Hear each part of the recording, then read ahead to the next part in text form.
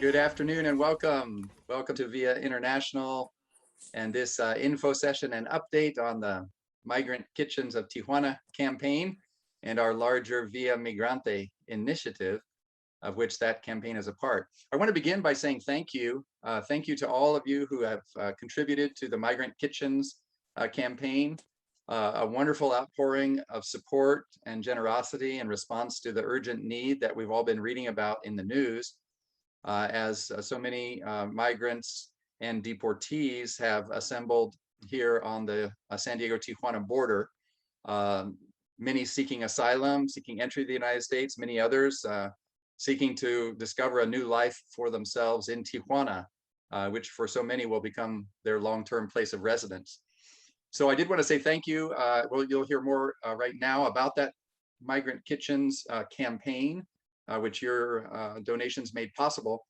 But I also wanted to emphasize that this is part of this larger Via Migrante initiative in which we're trying to take the proven models of community development that Via International has developed across decades of work in Baja California and roll these, make these development models and these development resources, these development strategies available and accessible to the populations of migrants and deportees in Tijuana.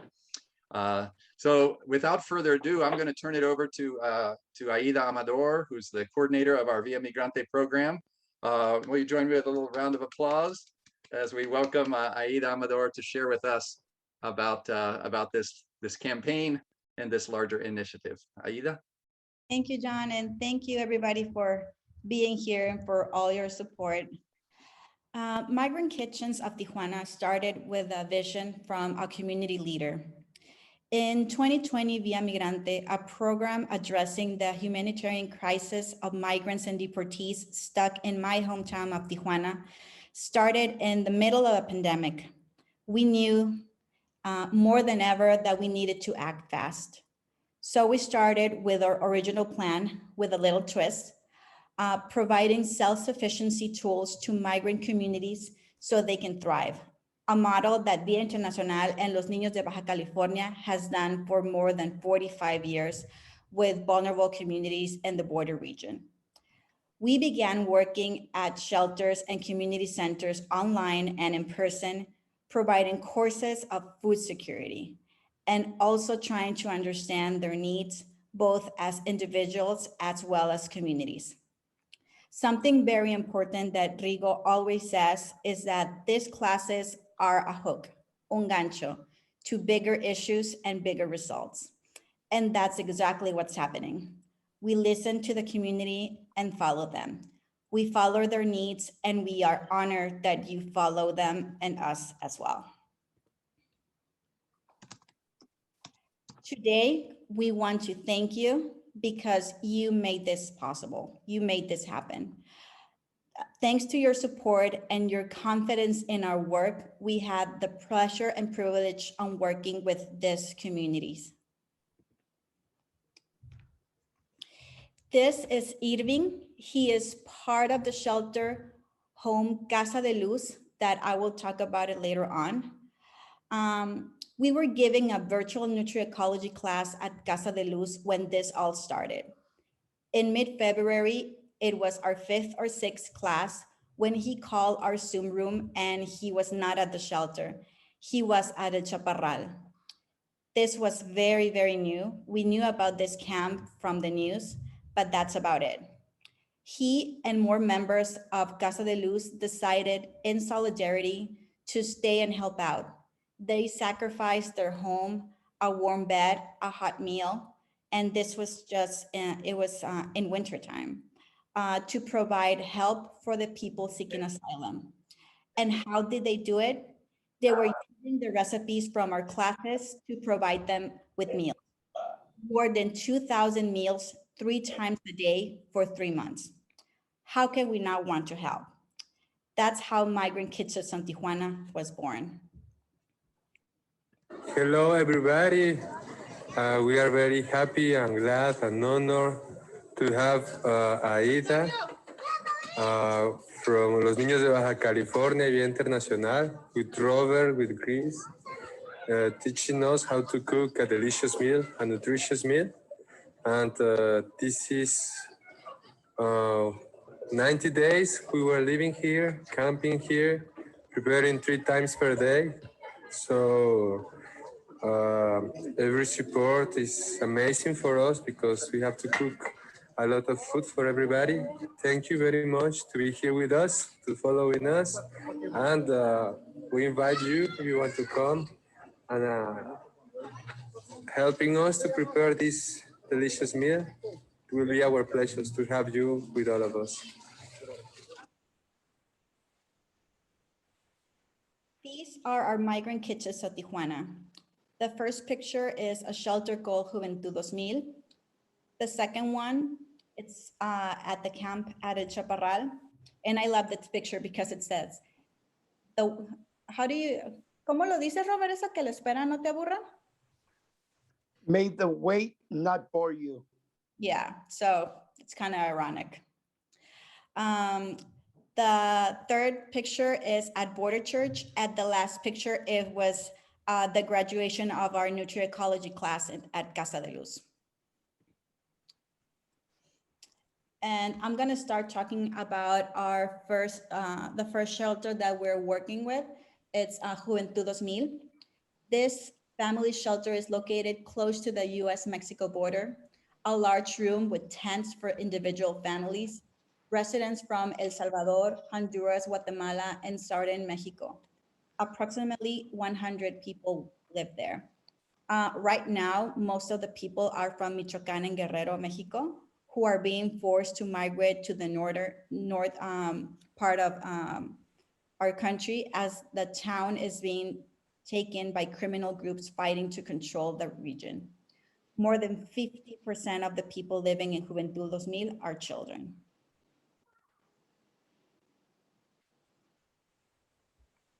This group has been taking the nutriecology class for 14 weeks, making sure that the people who are at the shelter and even the people who already crossed to the US have the knowledge of what is an affordable and healthy meal. This group will have their graduation in 3 weeks.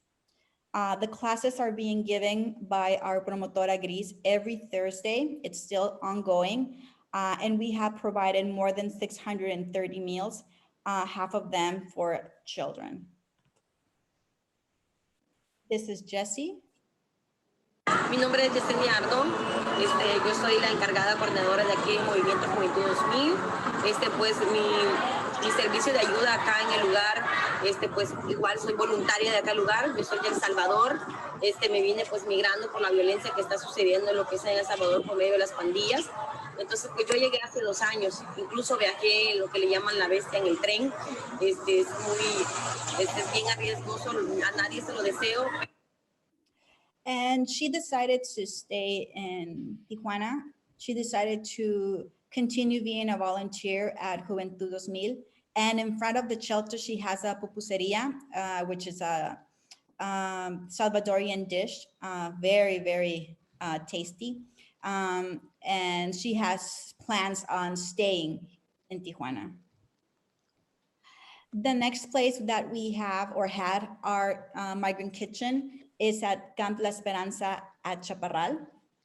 On February of this year, the most vulnerable people from Tijuana and Central America began to arrive to the international port of entry called El Chaparral in Tijuana with the intention to request asylum in the US. Migrant Kitchens of Tijuana started at Camp La Esperanza when Via International joined community leaders from Casa de Luz, Los Niños de Baja California, deported veterans, and started providing nutritious meals for more than 2,000 people. At La Esperanza Hope Camp, we provided meals every Saturday, and it was more than 6,700 meals. And I wanna ask Robert if he can join me and talk about a little bit more about the La Esperanza camp. Absolutely. Thank you, Aida. And thank you, everybody, for joining us here today. Our work through Via Migrante at La Esperanza camp has permitted us to establish additional collaborative efforts with other organizations. And one of the programs that has been born out of that collaboration is an alliance, which we have designated as CHA, which stands for Chaparral Humanitarian Alliance. And the need for this alliance was born out of the need of the people at the camp to find hope, and also that opportunity for them to be able to take advantage of Title 42 exemption that was arranged by the ACLU. Basically, what CHA is doing or was doing at that time in the camp was locating the vulnerable families in the camp and providing them the access to apply for Title 42 exemption, which would permit them to enter the United States to continue their asylum case. The alliance consists of attorneys from Border Angels, APLA, which is Asia Pacific Labor Alliance, with our friends from American Friends Services Committee, with our psychologists at Psicólogos Sin Fronteras, our friends also at Borderline Crisis Center, and of course, another organization that I collaborate with, Unified U.S. Deported Veterans Resource Center. Through our efforts at SHA in collaboration, of course, with Via Migrante, to this date, we have secured the approval of over 800 migrants who have been approved to be paroled into the United States. Out of those over 800, about 650, if not a little bit more, have already entered the United States through this collaborative effort. Thank you, Robert. Thank you. This is Gris. She has been in the organization Los Niños de Baja California for almost 20 years. Her mom is a promotora as well. She started with this program from the very beginning, giving in-person classes in the middle of the pandemic. She also lost her job because of the pandemic. So this is a way of helping our people as well.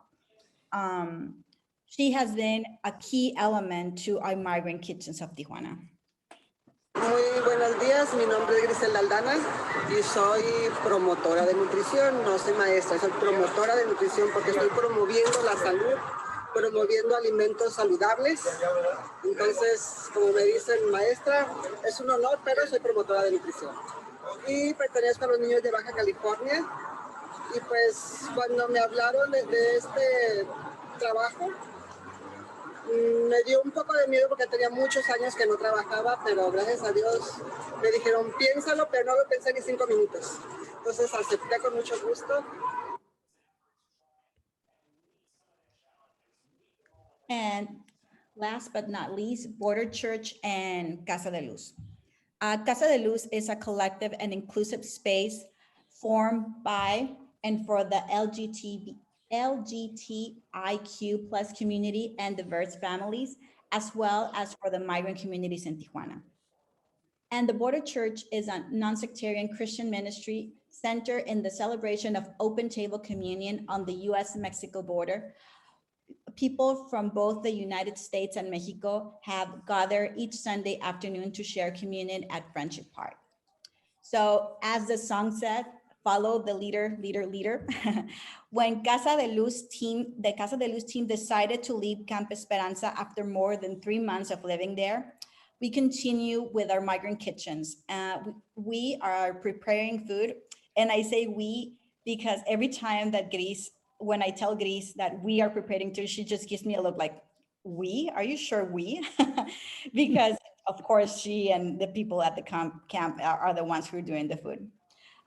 So now they prepare the food at Casa de Luz. Some of the food stays at the Casa, and it feeds more than 50 people that are living at Casa de Luz. Another part is served as meals at the Border Church for our migrant and deportee families that are there every Sunday. And after the service, They start from 8 a.m. The service finish around 2. They start providing meals at 2. They finish around 4.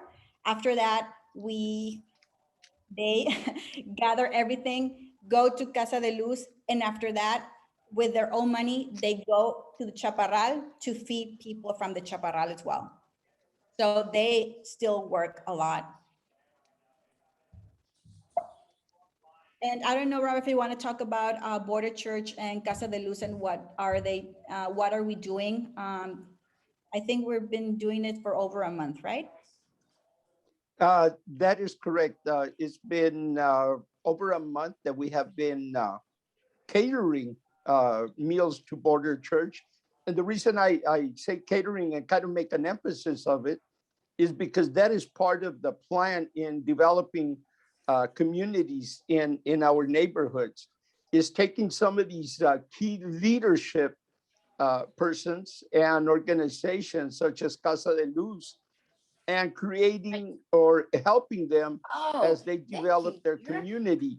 And in particular, what we're looking at is perhaps establishing catering services that meals that are prepared, such as Casa de Luz, can serve as perhaps a catering service to support our other communities that may be lacking of kitchen opportunities. This was very essential to us because prior to COVID, we were serving a meal at right after Border Church. And however, because of COVID, that had to be done away, since we have started gathering at Border Church on Sundays once again. Again, the need for the providing meals to our deported and migrant community arise. And we saw that as an opportunity to begin that perhaps development of catering service by offering the service to our Border Church through the efforts of the kitchen at Casa de Luz. Thank you, Robert. So right now we are preparing meals every Sunday, and we have been serving for more than 500 people. And this is Vero. Vero and her daughter Tati are the ones that are in charge of serving every Sunday. They were at Chaparral and now are in Casa de Luz. And Robert just mentioned to me tomorrow they will be crossing to the US. So we're very happy about that. We're sad that they're leaving, but very happy that they can. Hola, muy buenas tardes. Me llamo Verónica. Pues acá estamos con mucho amor y con mucho cariño haciéndole comida a los migrantes. And this is some of the meals that we prepare. You can see soy ceviche tostadas, minestrone soup, tacos de cabeza, de soya, lentil burgers, chorizo. There are a complete meal, nutritious, affordable, easy to make. Usually our protein doesn't require refrigeration, which was very important at Chaparral because they didn't have a fridge. But as I mentioned, this is just part of a bigger picture. Migrant Kitchens of Tijuana was a response of what community leaders told us that needed to be done. Something that we always do as a community development organization, asking what the community needs. This Migrant Kitchens of Tijuana was a very successful way to, one, help with a primary need, which was food. Two, get to know the community and gain their trust. And this is very important, and it takes a lot of time. I remember that when we started, Jesse from Juventud 2000 and Irving were very, very private. They didn't talk as much. We just saw each other when we had to prepare meals. And now we have their WhatsApp. They ask how we are. And then, like, for example, Irving had a birthday. We had a birthday celebration. So gaining their trust is very important for them, but as an organization as well for us, because they have the confidence to tell us what they need, and we can find the solution together, which is very important. The third thing is work as a team. So in the future, we can provide the necessary tools so they themselves can work in the development of their own community. So what is happening right now in Via Migrante? I'm happy to say that we are starting our first Via Migrante micro loan group. Some of the women are interested in becoming community leaders with the nutritional program. And we are talking with Jesse and Chema from Juventud 2000 that they want to improve their pupuseria that they have in front of the shelter Juventud 2000 and open a food cart as well.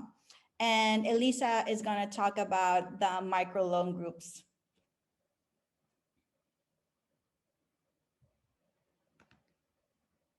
Are you there, Elisa?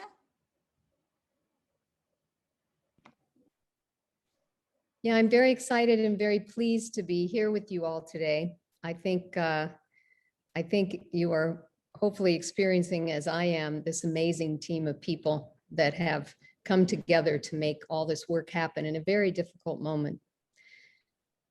The organization Los Niños de Baja California began offering microloans in the communities of Tijuana and Mexicali in 2004.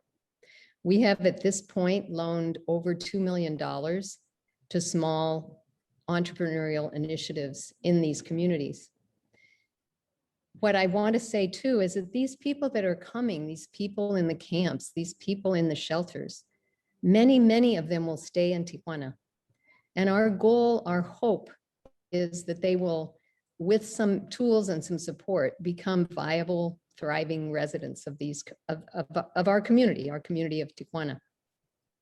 And the most exciting news, at least for us, it's been a kind of long path to get there, was that the graduates of the Deported Mothers group that took the nutrition program several expressed interest to continue and receive microloans.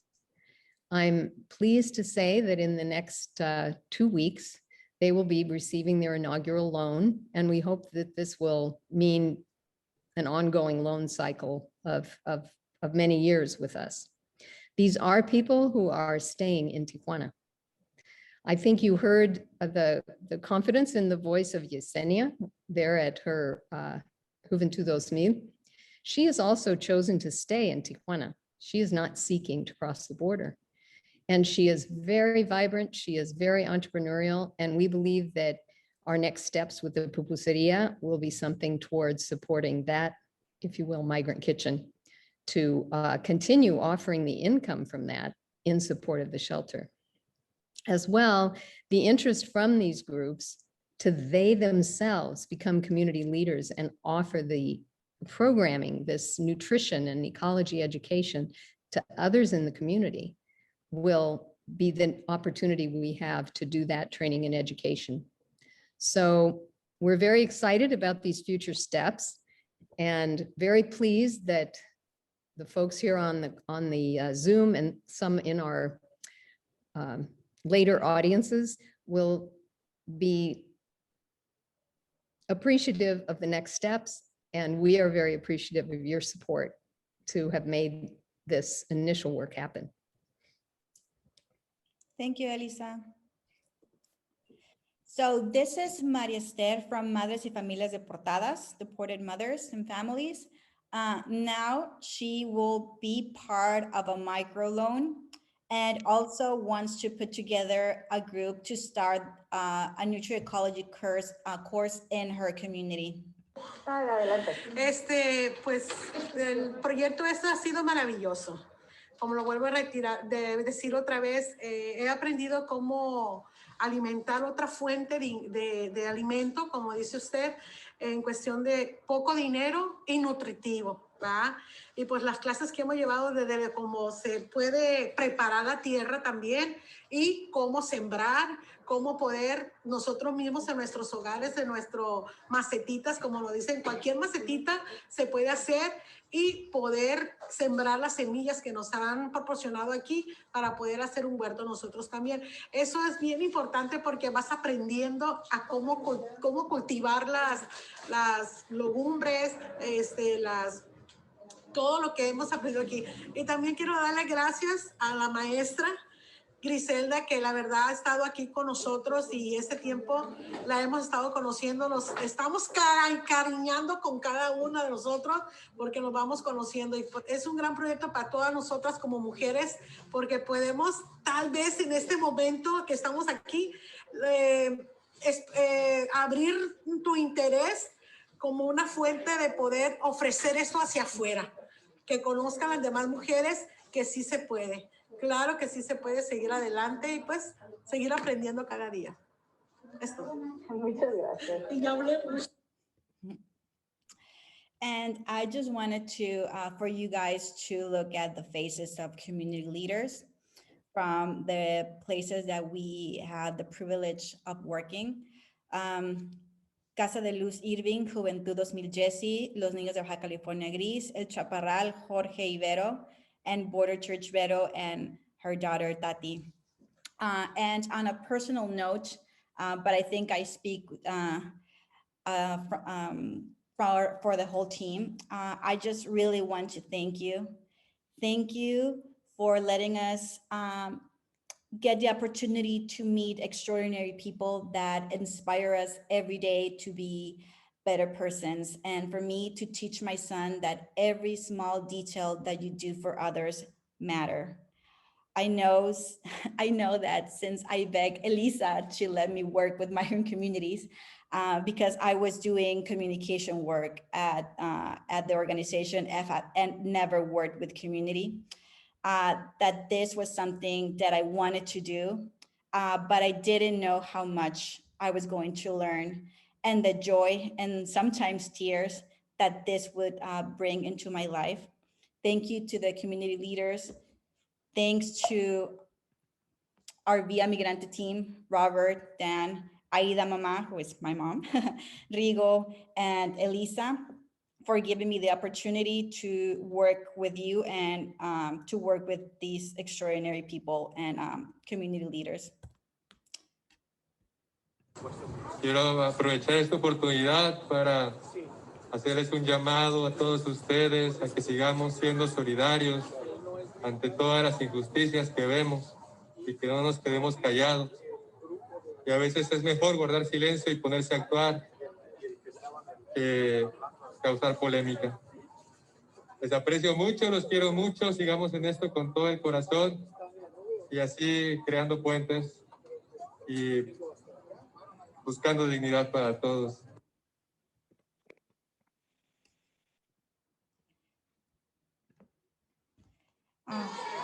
Thank you very much, and I hope you can continue to join us to establish safe and self-sufficient communities. Thank you. Let's give a round of applause, please, to Aida and the Robert, Elisa, the whole Via Migrante team. It's such great work that has been accomplished over the course of many months. But that really is seeds have been planted and sprouts are very visible. Shoots of new growth all around. So it's an exciting time for our Via Migrante team.